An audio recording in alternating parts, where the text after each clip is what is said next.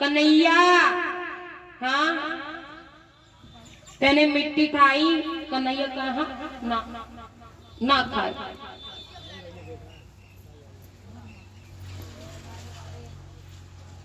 इधर तो प्रिय भक्तों यशोदा कहने लगी कन्हैया सच बता तेने मिट्टी खाई? कन्हैया मना करने लगे, डमरू से मुंह ढालाए रहे, कह मुंह फाड़ आकर। कन्हैया ने जैसे बड़ों से मुंह फैलाओ, यशोदा कहनी और फैला, अब तो पूरे फाड़ के दिखाई दो। तो कन्हैया ने अपनी लीला दिखाई। उन्होंने क्या किया, आकाश ब्रह्मांड तीनों स्वर्ग लोक दिखा रहे हैं इसमें। पृथ्वी, आकाश, ब्रह्मांड, क्षीर सागर, ब्रह्मलोक।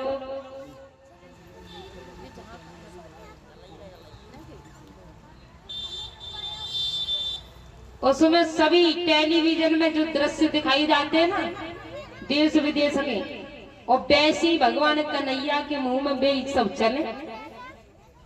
चंदा सूरज तारे सब दिखे हम। और मैया ने देख कर मान लाई जो कौन सी बीमारी लग गई, तो बेहोश होकर गिरी पड़ी। उन्हें ध्यान ही न रहा। और कन्हैया ने वो बात को भुला दे मिट्टी वाली।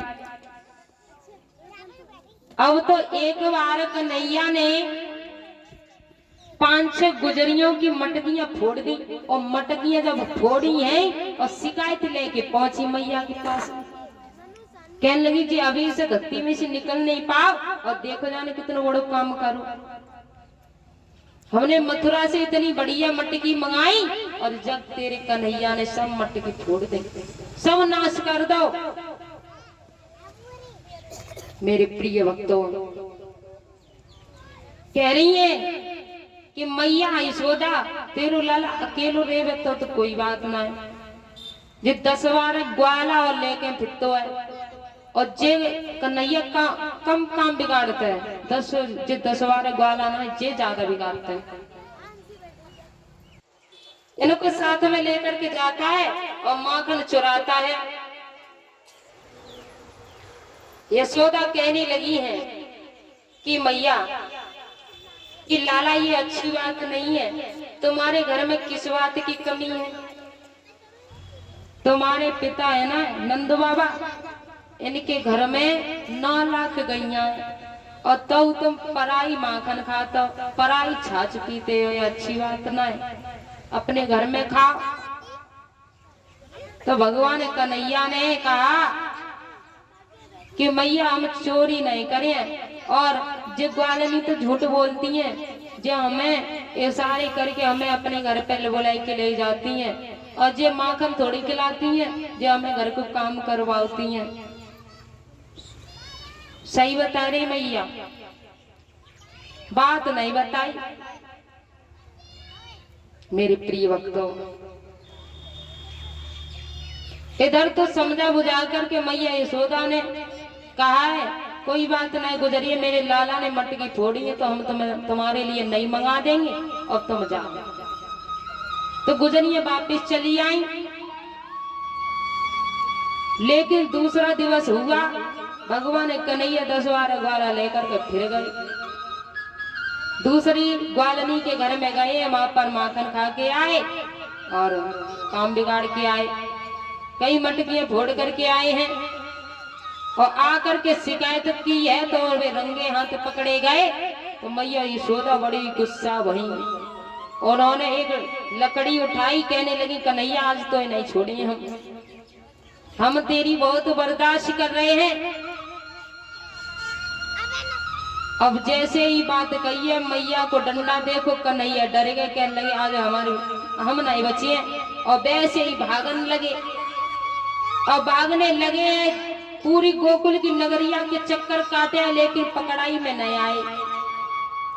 मैया पकड़ रही है, अब ज्यादा पकड़ रही है, थक गई है। कन्हैया सोचने लगे लगता है मैया थक गई है, अब मुझे पकड़ जाना चाहिए। तो भगवान स्वयं को पकड़ जाना चाहते थे, और तो धीरे रेस कर दी उन्होंने, और मैया ने उसे पकड़ ली। मैया यशोदा का कोई बस था नहीं कि वो कन्हैया को पकड़ लेती, वो इच्छा से पकड़े गए थे, अपनी इच्छा से पकड़े गए थे। मेरे प्रिय भक्तों, आज मैया यशोदा ने कन्हैया को पकड़ लिया, और जब पकड़ लिया है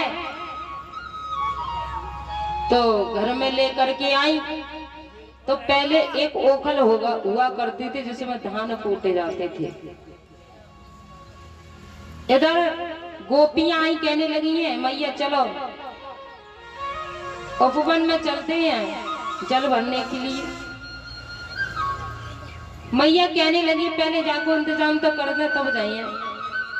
क्यों? कन्हैया ने कहा बिगाड़ो जी, बहुत काम बिगाड़ते है, और आज हम जब बांध के जाएंगे ताकि जी जहिए का जहिए रहे, कब घरे न जाइए। इधर तो गोपियां देख रही हैं, मैया यशोदा इतनी क्रोधित है बहुत ज्यादा।